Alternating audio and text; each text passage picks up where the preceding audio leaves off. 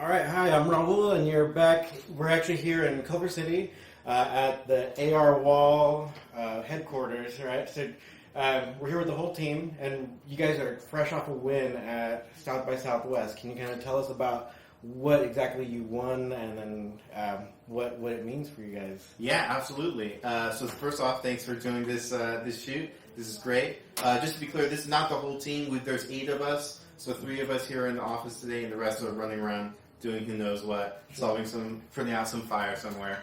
Mm-hmm. So at South by Southwest Accelerator, we won the pitch event for the AR/VR category. Mm-hmm. So that basically meant is you're named de facto top AR/VR startup of 2018 by South by Southwest.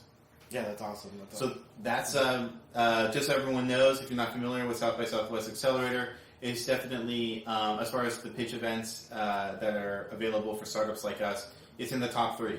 So it's just a massive win for us. We've gotten flooded with inquiries since then, both clients and investors and potential partnerships. So I highly recommend you win because it's working out for us. Just today, I met with a group of investors. Seems that we've got some interest there. So you're catching us kind of right in the thick of coming off a big win. We also got our first client just 2 months ago. Which was for a top 3 major studio on the space sci-fi. Huge, absolute, amazing win for us to have gotten onto that. So here we are in this tiny office where we've been for about 3 months now, and this probably isn't going to be where we are for any much longer.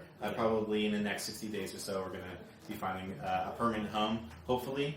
But yeah, I'm happy to chat about what we're up to. Yeah, no, and it's really cool that we caught you right at this moment because it's a transitional moment. So when you're watching this now, a few months from now, you'll probably be in a different location and moving on to bigger and better things with AR Wall, which might as well explain what it is and why it's so great. Okay, well, why explain it to you when I can show you what it is? Yeah. Okay. So if you look over here for a second in my hand, I have an active tracker. This is your basic Vibe HUD tracker 1.0 system. And we have this being tracked by 2 lighthouses here in the corner. And in the middle here of the room, basically where the camera is, we have our volume area, our play area. And what we do here is if you see me moving this tracker and then look at the TV right over there, you're going to see that the virtual camera is actually slaved to this puck tracker. There's additional stuff that we're doing as well, which is proprietary and patent pending. Basically, we have an understanding of this observation point with a single point, an observer, and then the plane of the screen. Basically, that's our secret sauce right there to make this happen. And if you were to slow this down and frame by frame through, you'll see that there is effectively zero latency involved in this system, which is the reason that we've gotten as far as we have. Basically, we are here to replace green screen for filmmakers. The green screen process is over 80 years old, and what we'd like to do is return to the system that used rear projection instead of green screen.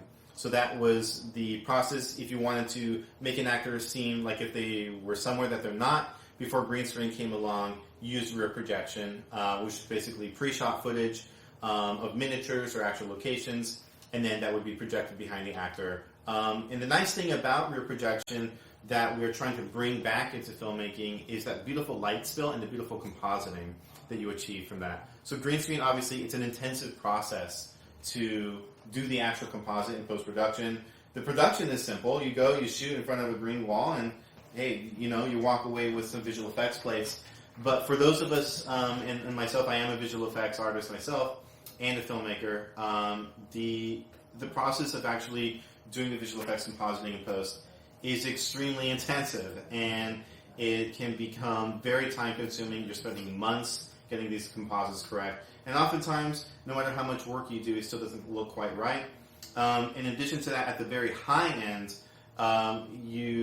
people who are working on feature films, like at Digital Domain and ILM, these are Da Vinci level artists that filmmakers are spending, months of salary on these guys to have them paint in a little light wrapping and a little chiaroscuro into the scene that you're essentially getting for free when you shoot on location.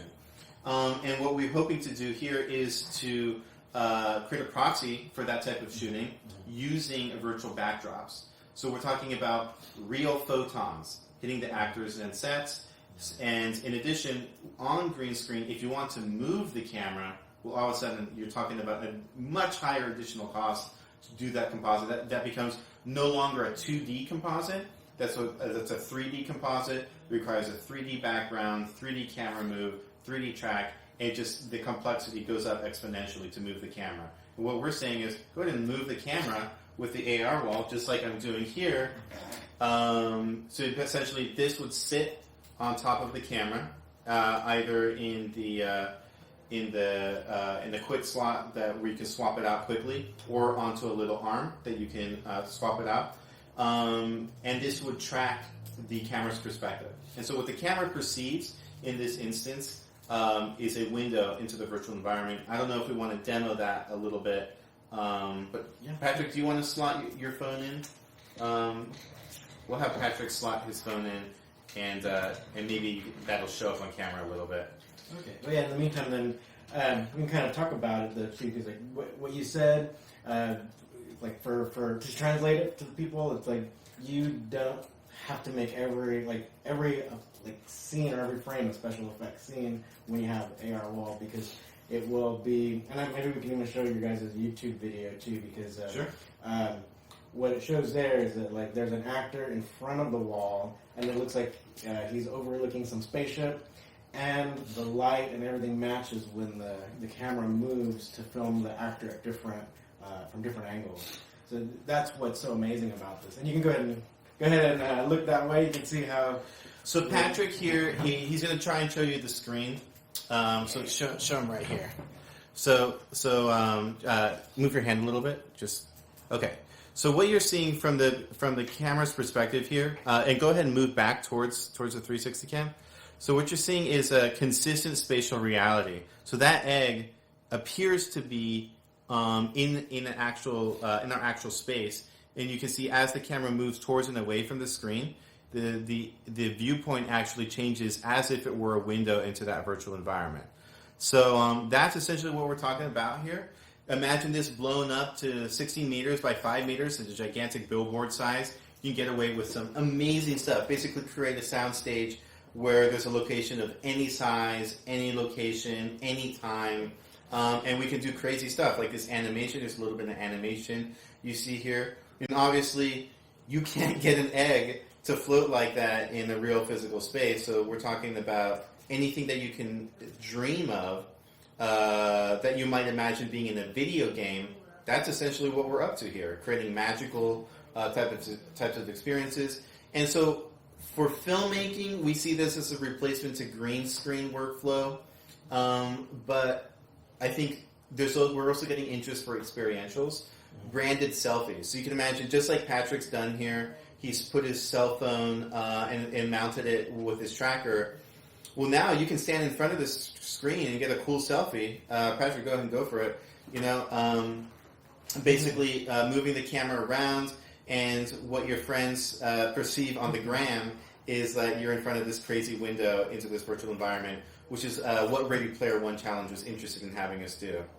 So we're getting more interest from these types of experiences in some major concerts coming up for branded selfies. So that's something that was unexpected from what we were doing. It primarily came into us as an effects tool. Turns out there's quite a few people that already have LED screens or TVs and are interested in having these types of illusions, simply because it's kind of cool. And it's something that people definitely haven't seen. And I think in the future, we're also adding interactivity to these types of scenes. So you can imagine maybe Patrick could kind of reach out and spin that egg, or touch it and have it glow, or something like that. Right now, there's nothing like that, but in the future, we see that adding more interactivity to these types of scenes. So just imagine this is on the TV right now. We have in our lean startup office here in Culver City. In the future, you can imagine this being an 8 by 8 foot wall, taking up this entire space, and it being something pretty cool and pretty exciting. Yeah, that's pretty awesome. Earlier, you showed a scene in the meadow? Actually, do you think we can show that one? Yeah, we can change the scene. So this is this scene was based off of an ILM asset. You can see here we're using Unreal Engine to power this. So that scene that you saw with the dragons, that was based off of an ILM asset. It was 138 gigabytes. So just what you would expect coming out of ILM, right? Yeah. And so to get that into our system took about a week, and it was a painless process. And afterwards, we have this amazing real-time asset that we can use. It can be used again and again and again. This next one is interesting. This is our first natural exterior scene that we've done, and this was procedurally generated. So what that means is that it actually goes infinitely in every direction. And initially, we're going to start off in a little grove of trees, tiny little forest of trees, and then Patrick, I'll have you fly us around a little bit. I'll hold the phone if that works. Yeah. So Patrick is going to fly around a tiny bit. You'll see that happening. So this is, you can imagine if we were to have a flying game or something like this, as I move the tracker back and forth, I can actually avoid objects because we're actually changing the position of the perspective, just like you might in a first-person shooter or something like that. And as you can see here, look in the distance there, and that goes on forever. I mean, that's at least a mile away there, that mountain range. So this is all procedurally generated, and we're using these types of efficient processes to create these scenes. Processes that are generally only used for video games. So we're bringing those types of efficiencies in how the scenes are generated, in how they move, in the real-time aspect of it, and bringing all those into filmmaking, which is something that filmmaking hasn't actually benefited from. Everything in the past for visual effects has been what we call pre-render. It means that you're rendering out a frame, and you can imagine, you probably heard for like Avatar or something like one frame takes, 26 hours or days or weeks or, whatever it is that you hear. That's a huge consideration here. If we can cut out 2 months of rendering time, that's time where you're not paying those people to supervise, to be the artist, to edit, to manage all that footage. It also means that those people can be off doing another project, making more money, making the current project better at a reshoot or whatever, if that's necessary. So it's literally just taking the amount of time and energy that's involved in filmmaking and chopping it. And what we usually estimate for high-end production, like your Avengers film or space sci-fi, fantasy, something like that, we're going to be using us a lot. We can chop 40% off of the effects budget. Yeah. So you can imagine for a Marvel film or something like that, we're talking tens of millions of dollars. That's no post-visualization anymore. Much, much less editing.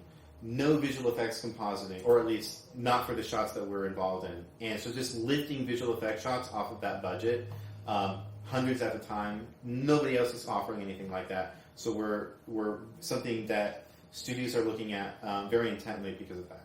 Yeah, that's amazing. And then even the whole idea about being able to reshoot something that if a mistake was noticed later on, then you can just reshoot it simply and quickly. Exactly. That's brilliant.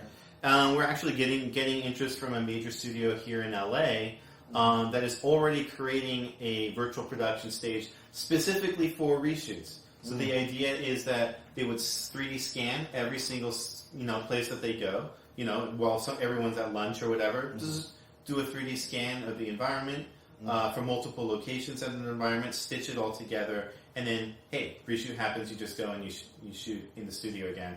So they're very interested in using us for those types of instances, because before they were literally thinking they would do normal rear projection, like had been done, decades ago, where they would film a high resolution plate and then just present it behind the actor with no opportunity for camera movement or parallax or anything. That's what we're bringing to them in that instance. That's brilliant. I think this is really almost like true virtual reality for film in a way where it's you can reshoot and you can automatically be back in that environment. That's brilliant. That's the goal. So it's the ease that you're that you're talking about there.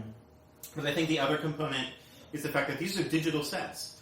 So here in LA, in Hollywood, there's 5, 6, 7 major set houses. These are places that have flats and furniture and standing sets and that type of stuff. There's quite a few of them here in LA, and it's all fragmented up. And if you're the best set provider in Hollywood, well, if my production is in New York, I'm just never going to use you. Because how are you going to get your set to New York or India or China or whatever? So we're kind of breaking that paradigm and saying, okay, you've got a digital set. It can be set up anywhere in the world with a standard modular system that we can either install for you can install, and then we deliver digital sets to you, whether anywhere that you are. So we're talking about a digital marketplace for sets. That's what we want to be. Awesome. So, do you have anything coming up that you can talk about, like any cool projects? So we're doing a massive showcase at NAB. That's coming up April 10th through 12th in Las Vegas at the Las Vegas Convention Center. We're doing it in partnership with AMD, the graphics and processor company. They're very interested in what we're up to because GPU companies right now, I think, are realizing they've been involved with visual effects on the render farm side, and now they're seeing that they could get on set with some high-end GPUs that are actually capable of running these types of scenes. Patrick, can you show the space scene? I think that's the other one people would be interested in. So that's going to be very exciting. We're going to be showing off some features there that have never before seen anywhere in the world. We're going to be doing frontier level feature sets. I can give you a tease on what some of these are going to be. So imagine turning on a physical light, your DP, let's say, turning on a physical light, your tungsten, your softbox, your KinoFlow, whatever, and that light spills into the virtual environment somehow, magically. We'll reveal how we do that at NAB. The second one is, we're talking a lot here about backdrops, but what about foreground? What about props? What about furniture and that type of stuff? So we're going to be showing off something very basic that is going to show this can integrate with foreground AR as well. So we're talking about occluding in front of the actor, providing motivated light from the backdrop, truly a fully AR scene. And that's the leap that we'd like to make this year at NAB, is getting filmmakers to think, okay, AR simply isn't a replacement for green screen, because that's kind of our Trojan horse to kind of get our foot in the industry. Hey, use this instead of green screen. But we truly want to be every set, every location, every piece of furniture, every prop, and potentially costumes, and really start to give filmmakers the ability to just go in front of the studio. You go in the studio, stand in front of the camera, and everything is overlaid and everything is digital. And the cost associated with that type of production would just be a fraction of what we're spending now. And nobody else has a solution like that because budgets are skyrocketing in the industry right now. And 50% of that is going to these types of visual effect shots. Wow. So, again, I know you can't show it now, you're going to show it in Las Vegas, but might a demo of it show up on your YouTube channel in the future? Yeah. So whatever we do at NAB, we're going to do a little sizzle reel to show people what we're up to there. I think it's going to be pretty exciting for the people that are there that actually get to use it hands-on. But for the people at home that are interested in what we're up to and interested to see kind of what's coming up next in filmmaking with these types of AR tools, we'll put a video out for you guys. Okay, awesome. And what's your website? So our website is arwall.co. Pretty simple. Awesome. Okay, great. Well, thank you for talking with me. Okay, cool. Yeah. Thanks so much, Raul. Yeah. Such a pleasure. And please take a look at this space scene Patrick's messing around with here. So this is how we got our first project, was building this scene. And this is brute force artistry, just artists built this amazing, beautiful scene. So, thank you so much.